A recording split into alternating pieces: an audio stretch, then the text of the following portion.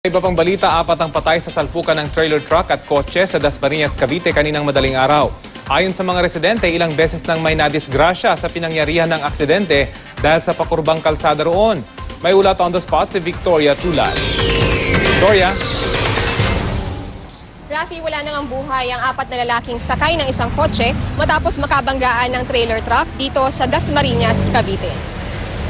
Wasak na wasak ang kotse na may plakang WHF 898 matapos nitong bumangga sa isang trailer truck mag-aalas 3 ng madaling araw kanina. Naganap ang aksidente sa Emilio Aguinaldo Highway, Barangay San Agustin 1. Walang nakaligtas sa 4 na lalaking sakay ng kotse. Kinilala ang driver nito na si Joan Toledo. Sirari ng harapan ng truck pero ligtas naman daw ang pahinante at driver. Ayon sa mga residente ng Barangay San Agustin 1, pa-southbound ang truck nang banggain ito ng kotse na papunta naman sa direksyon ng Maynila. Ang kotse raw ang biglang nawala sa tamang lane nito. Nakaladkad pa ng truck ang kotse sa sidewalk.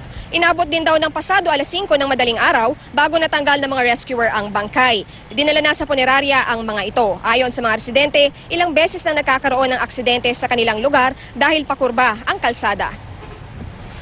Narinig po namin para kung may sumabog na transformer, pero nung paglabas ko bumabad ng alas 3, nakita kong dalawang nagkasalpokot. Head-on collision yung nangyari. Yung kotse ang pumunta sa lane ng truck.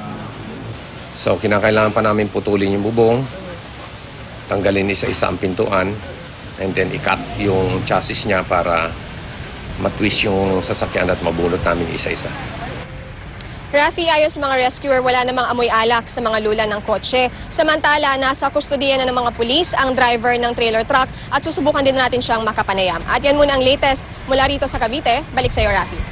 Maraming salamat, Victoria Tulad.